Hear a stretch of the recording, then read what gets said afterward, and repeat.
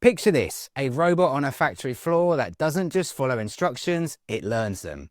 That's exactly what AgiBot has achieved this week, rolling out its real-world reinforcement learning system, or RW-RL, in partnership with Longcheer Technology. This makes a real first, a robot that can adapt, learn new tasks, and maintain industrial-grade performance directly on a live manufacturing line. For decades, manufacturing automation has been rigid and expensive.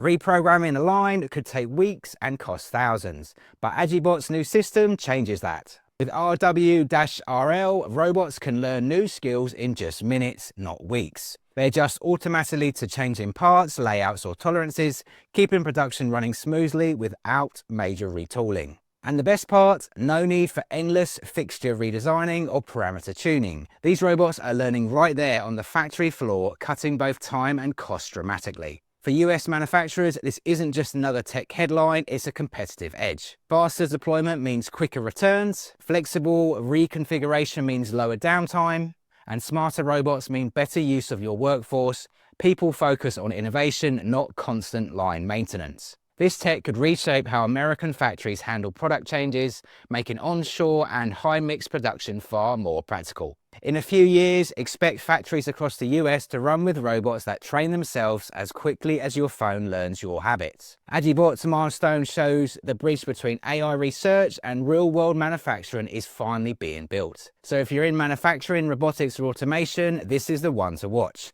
Robots that learn on the job could become your next competitive edge. And that's your robot news update for today. If you're curious how robotics can transform your business, head over to Robot Philosophy website to join the waiting list or to speak to the team about robotics. Don't forget to subscribe to stay in the loop with the latest updates. I'm RoboPhil from Robot Philosophy. Thanks for watching, and I'll see you next time.